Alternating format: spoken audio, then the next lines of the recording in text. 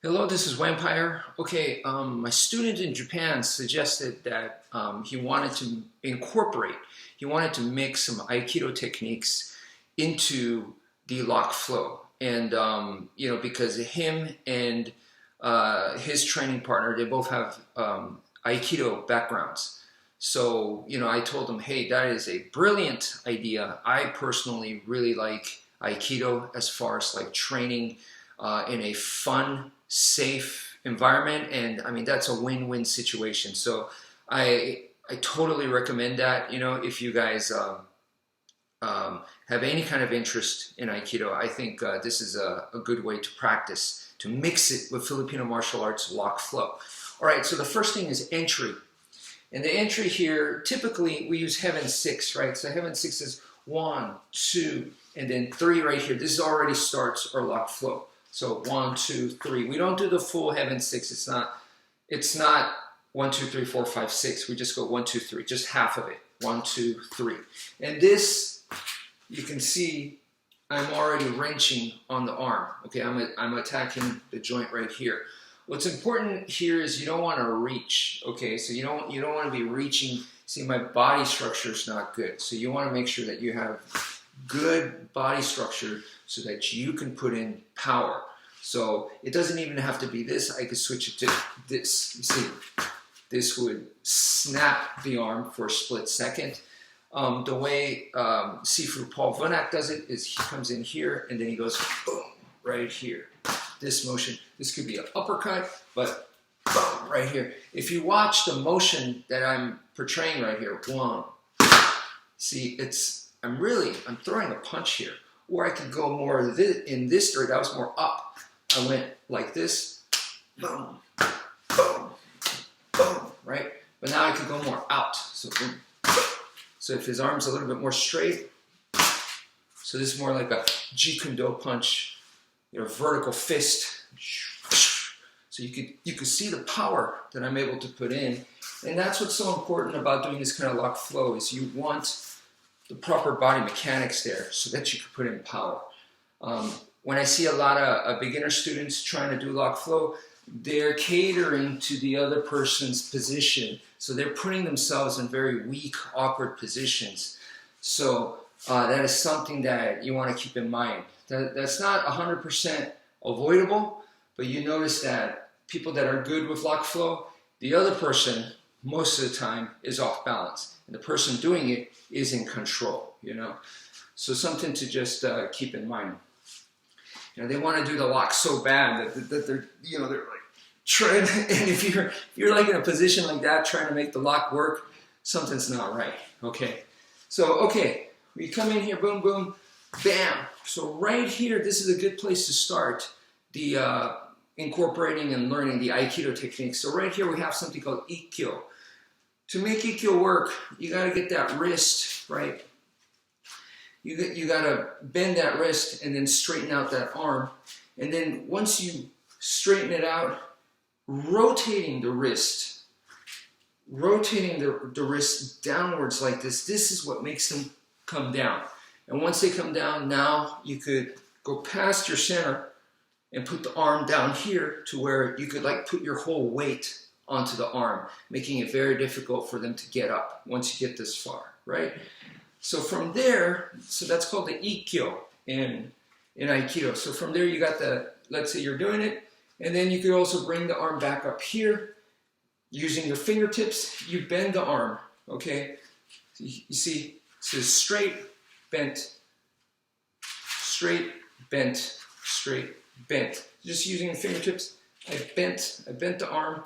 Once you bent it, now his wrist, his hand goes this way, and my hand right here makes this kind of motion right here, like I'm just pinning him downwards, kind of in a circular motion. And this, ladies and gentlemen, is brutal. Okay, so you get the person right here, and this, see, this is the part where you're just going to be doing like so, and then twisting this upwards. And this is one of the most brutal and painful locks in Aikido. And I remember back when I was training, saying this to my buddies, it's like, man, that Nikyo is brutal, really. I mean, this feels like it's just gonna snap right away. It is extremely painful. So anyway, from the Nikyo right there, okay, like I said, you can go back to Ikkyo, but instead of going back, and this is what's important, we want that smooth transition, okay? So it's not 1, 2, 3. We want from Nikyo coming into this smooth, you see my hand just travels, and then I catch it right here with both hands, and now I'm gonna get his wrist, and then this is where you make that big old motion, big enough to where his arm comes off, no.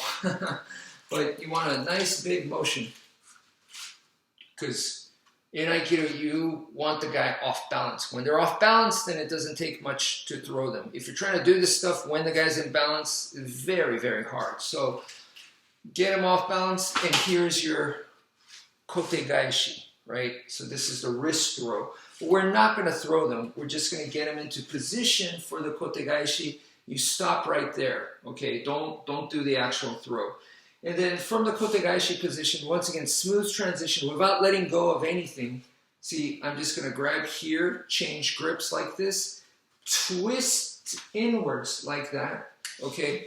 And that puts his hand from you had it locked this way to throw him, and now you're going to lock it out this way. So now we're talking about a technique called Sankyo in Aikido. And the Sankyo technique, from my understanding, the way that I learned it is like from right here now, it's like I'm holding a sword, a katana sword, and then I swing it down, boom, like this, like I'm cutting somebody with the katana sword, and that's how I could throw the person, okay? So you get him like so, but I'm not gonna throw the person because I wanna go to the next technique. So I'll just do the motion, okay? And then from here, I believe from Sankyo, we can now go to the Shiho Nage. Okay, so the last Aikido technique right here. Okay, so notice the transition from a Sankyo, okay, I just went, and I believe you could do it this way. I'm a little rusty because this is kind of a new concept for me to start really focusing on some Aikido techniques in Lockflow. I mean, I've messed around with various locks, but not this seriously before. So this is all thanks to my student to bring this to my attention. So from here, I believe you could do it. I need to ask an Aikido instructor, and I will. So from here, this is the Shiho Nage. And then, once again, rather than doing the actual throw, let's continue the transition to another technique. So you, once again, focus on the transition. You want it smooth. So I go like this, boom, and I continue this touch right here. And now here I got an arm triangle, okay? I can let go of the triangle, arm triangle, and then get their jaw. Now I have a full-blown rear naked choke. You know what? See what I'm saying? You want that very smooth transition from arm triangle to rear naked choke. I mean, it could go on and on, but that's a nice place to stop it right there. So the idea here is you're not really worried about realistic so much, okay? It's more about body posture. If your body posture is good, then it will help you. It'll make it already more along the lines of realistic. If you have poor body posture, then that is not good, especially if you're going to try to apply it in real life. But don't worry too much about real life. This is more experimental. So have fun with it, safe fun, and it's a nice way to go through a bunch of locks, make them smooth, and it's just a nice learning exercise, a learning tool for you guys to mess around with. So that's it for now. Thank you for viewing, and take care, folks.